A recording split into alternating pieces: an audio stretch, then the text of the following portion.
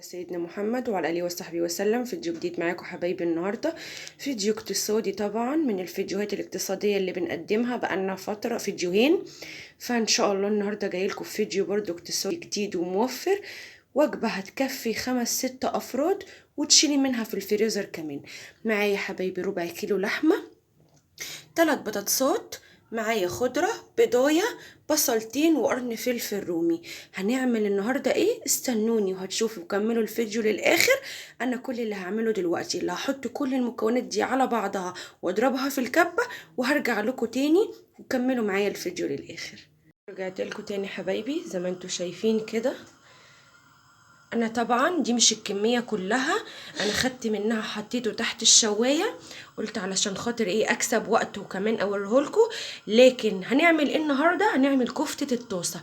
الاساسي دي كفته الطاسه، لكن انا دخلت منها جزء الشوايه، وادي الجزء التاني قدامكم اهوت. معايا ايه؟ بقسماط، هنزل بيها عليه كده اهو، عشان دي ماده الربط ايه بتاعه الكفته.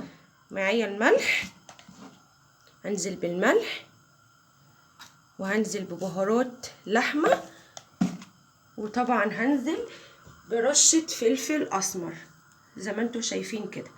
دي مية اللي هي طلعت منها، انا هعصق بيها على خله. هحط كده اهوت، هقلب المكونات ديت واحطها على خله، واخد من ايدي احط بالخله، وهحطها في الطاسه على معلقتين زيت، واوريكم الشكل النهائي يا حبايبي.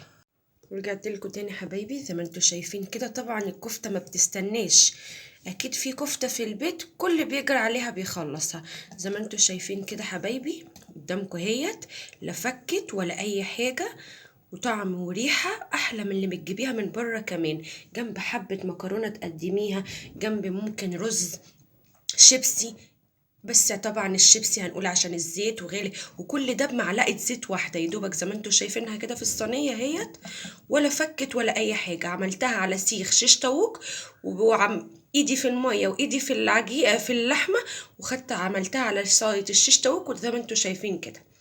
اتمنى الفيديو بتاعي يعجبكم النهارده، اتمنى تكون وصفاتي كلها سهله وبسيطه واقتصاديه وتعجبكم. لو هو الفيديو عجبكم متنسوش تعملوا اشتراك للقناه وتفعلوا زر الجرس ليصلكم كل جديد، ولايك وشير، والسلام عليكم ورحمه الله.